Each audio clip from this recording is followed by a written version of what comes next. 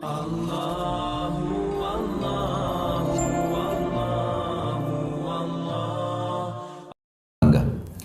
mulai teman-teman sekalian dengan berharap Allah berkahi. Kalau rumah tangga itu di dalam Islam adalah ajang pahala yang paling besar. Kata ulama, tidak ada dalam Islam ibadah yang umurnya dan panen pahalanya sebesar rumah tangga. Karena mulai akad nikah sampai cucu turun-temurun semuanya pahala. Mulai akad nikah, kita sudah naik di atas sebuah bahtera. Bahtera ini namanya rumah tangga. Mau kita sedang tidur, mau kita sedang makan, mau kita sedang duduk. Intinya kita sedang berada di sebuah bahtera namanya rumah tangga. Itu per detiknya kita sedang menjalankan ibadah sebenarnya. Karena rumah tangga sendiri itu ibadah. Perintah dalam agama. Dan saya akan masuk ke kiat yang pertama. Mempertahankan rumah tangga adalah rumah tanggamu adalah ibadahmu. Maka ikhlaskan niatmu karena Allah. Itu yang paling pertama memang. Teman-teman sekalian, ikhlaskan niat. Menikah itu jangan karena disuruh oleh orang tua. Jangan menikah karena terdesak. Jangan menikah hanya karena suka. Jangan menikah karena semua teman-teman sudah menikah, tinggal kita sendirian. Semua ini teman-teman harus dibuang jauh-jauh. Kalau Anda di sini yang hadir sudah menikah dan dulu salah satu penyebab nikahnya karena 4 hal atau 5 hal tadi yang saya sebutkan itu, maka detik ini diubah niatnya. Karena kalau orang niatnya hanya karena disuruh oleh orang tua, niatnya hanya karena teman-teman sudah terlanjur nikah, sudah terlanjur ada rasa suka, ya, atau semua teman-teman sudah menikah sementara kita belum, akhirnya terdesak harus menikah. Ini semua tidak dinilai ibadah. Memang harus diniatkan, saya menikah karena perintah Allah dan Rasulnya. Sebagaimana kalau saya sholat karena perintah Allah dan Rasulnya. Sebagaimana kalau saya puasa Ramadan karena perintah Allah dan Rasulnya. Saya haji dan umrah karena perintah Allah dan Rasulnya. Coba bayangkan kalau ada orang pergi haji, tujuannya dari awal niatnya adalah belanja. Misal, nanti kalau saya di Mekah saya mau belanja ini, saya mau belanja itu. Kalau saya di Madinah mau beli ini dan seterusnya. Dicampur baur antara niat ibadahnya sama niat belanjahnya. Bahkan ada orang karena niatnya belanja, pada saat umroh buru-buru mau selesaikan. Gak dinikmati tawafnya, gak dinikmati sa'inya, gak dinikmati zikirnya, doanya, buru-buru. Bagaimana selesai, masuk pasar belanja. Beda dengan orang dasarnya niatnya ibadah. Orang kalau niat ibadah Bapak Ibu sekalian, maka semua jadi mudah. Saya kasih contoh.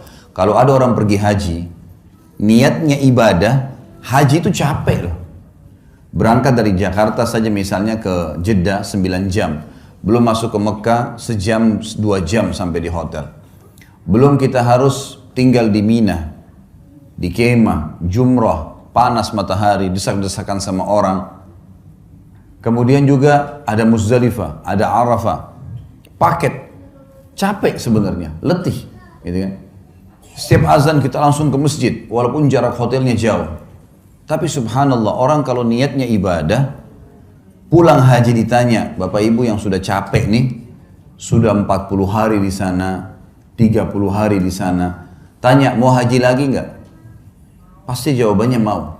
Kalau orang niat ibadah, dia mau lagi. Suka dukanya semua jadi mudah.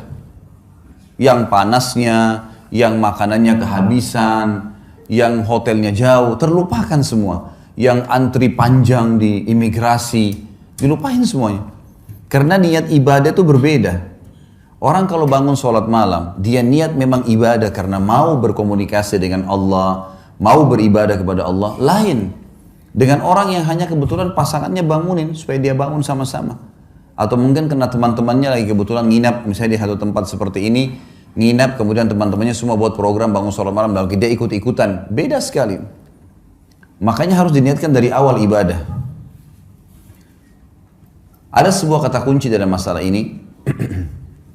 Semua yang berhubungan dengan kita teman-teman sekalian di muka bumi ini, tanda kutip ya, tanda kutip, adalah boneka-boneka yang sedang Allah titipkan.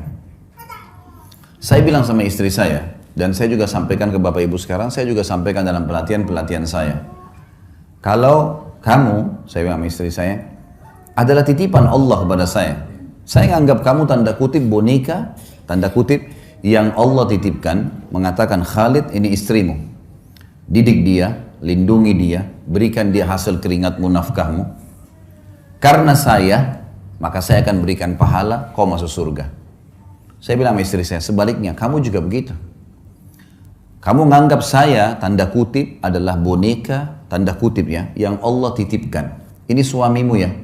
Layani dia, cuciin bajunya, buatin masakannya, biologisnya, didik anaknya, jaga amanah rumahnya. Karena saya, kata Allah, saya kasih pahala, mati, masuk surga. Ini yang dimaksud dengan ibadah nih. Seperti itu kita memahaminya. Sehingga kita tidak pernah jenuh dalam menjalankan kewajiban. Coba bayangkan Bapak Ibu sekalian, di sini kita mulai dari bapak-bapak misalnya. Istri kita nggak pernah kita kenal sebelumnya. Begitu menikah, kita setengah mati banting tulang di luar sana, nagih utang, jual produk, bangkrut usaha, segala macam. Setelah selesai dapat hasil, kita tinggal kasih kepada istri kita. Dia yang makan, dia yang beli baju, dia yang menikmatinya. Kalau bukan karena niat ibadah, bisa saja seorang laki-laki bilang, siapa perempuan ini enak benar.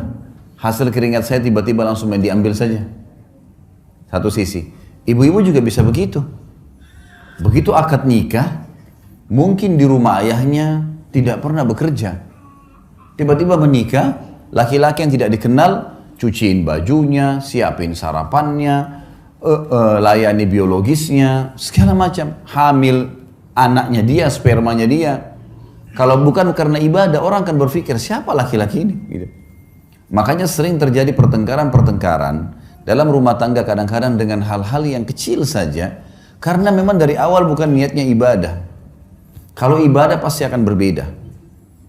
Karena kita tahu suka dukanya akan ada, makin berat sesuatu yang kita jalankan, maka kembali kepada hadis Nabi SAW.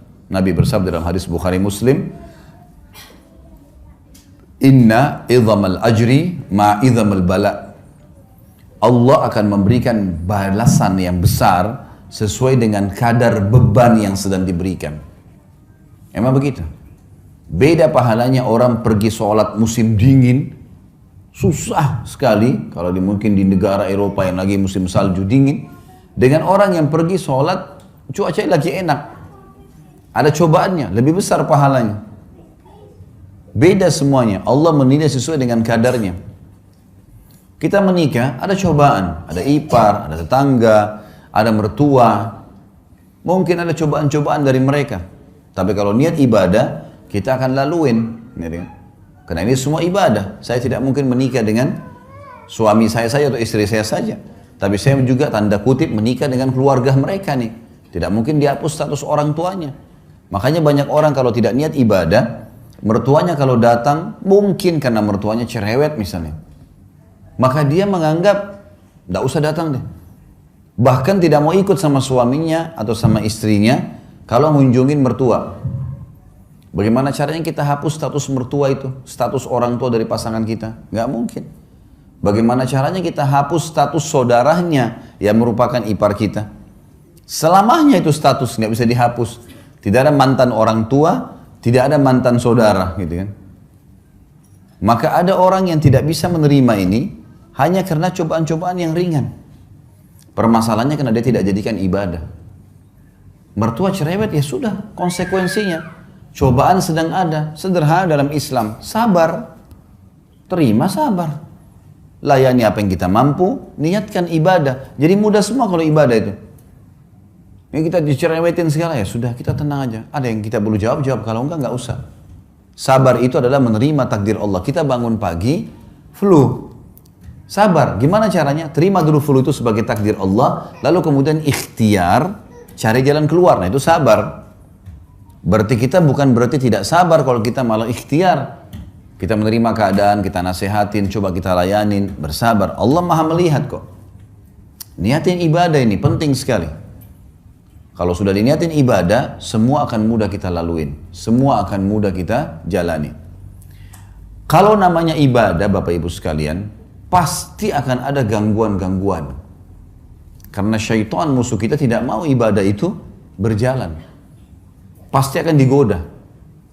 Ingat sabda Nabi SAW dalam hadis sahih, iblis, pemimpin syaitan, memiliki singgasana di lautan.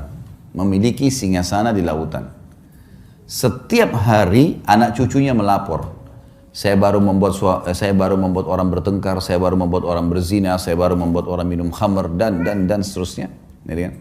Sama iblis dianggap biasa. Sampai datang anak cucunya yang mengatakan, saya baru menceraikan suami istri. Kalimat ini membuat apa? Iblis mengambil cucunya tadi yang melapor menceraikan suami istri, didudukkan di sebelah singgasananya, diberhentiin tugas. Artinya ini prestasi tertinggi. Sampai ulama mengatakan, kalau di luar rumah kita digoda dengan 10 syaitan, maka dalam rumah bisa 1000 syaitan. Bisa saja, mungkin karena istri terlambat buatin minuman, sudah cukup si suami marah, meninggalkan rumah dan tidak ngomong 2 hari.